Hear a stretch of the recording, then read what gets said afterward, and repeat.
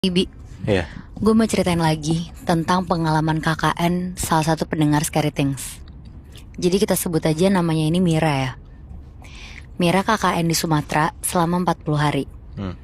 Di situ minggu pertama tuh dia ngerasa normal-normal aja. Sampai akhirnya masuk ke minggu kedua dia mulai ngerasain sesuatu yang aneh. Jadi Mira tuh mimpi kalau di dalam rumah tempat dia tinggal selama KKN itu tuh dia ngeliat ada kerisnya. Dan besokannya dia langsung nanya tuh ke warga setempat. Katanya emang bener nih ada keris di rumah yang ditempatin Mira.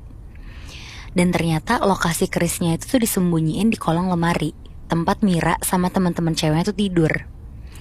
Di situ pada langsung diem, terus kayak ngerasa apa yang dimimpiin Mira nih emang bener kali ya gitu.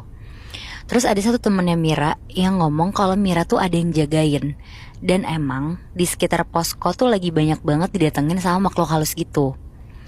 Terus ada lagi, katanya teman kelompok Mira yang cowok pernah ngelihat anak kecil sekitar jam 1 malam, kayak umurnya tuh 6-8 tahun gitu, lari-larian, terus geder-geder pintu rumah di posko itu. Terus kata teman Mira yang bisa ngeliat itu, katanya anak kecil itu tuh ngikutin si Mira. Nah karena si anak kecil ini tuh ngerasa kalau si auranya si Mira tuh aneh banget, kayak wangi, terus kayak ada penariknya gitu.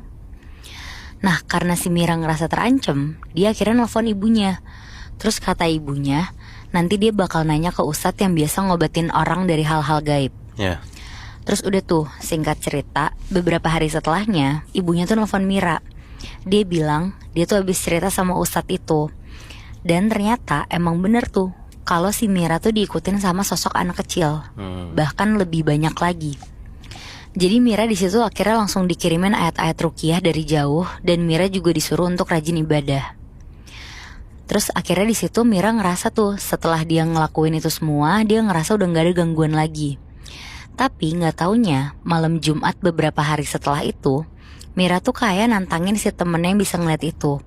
Mira bilang kalau dia tuh pengen ngeliat kodam temennya itu di malam Jumat. Yang udah dia diikutin masih mancing buat kayak gitu ya? Iya, karena dia tuh ngerasa udah gak kenapa-napa kan. Nah, katanya si temennya ini tuh punya kodam yang dia dapat pas lagi situasi mendesak.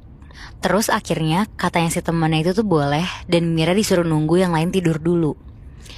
Terus akhirnya sekitar jam 1 pagi, Mira sama beberapa temennya tuh penasaran juga nih mau ngeliat kodam si temennya ini. Jadi si Mira itu ngeliat temennya kayak lagi manggilin kodamnya gitu. Dan tiba-tiba kerasukan. Kerasukannya itu tuh kayak bener-bener jadi macan. Cuma geraman doang nih yang mereka bisa denger. Dan untungnya gak agresif gitu.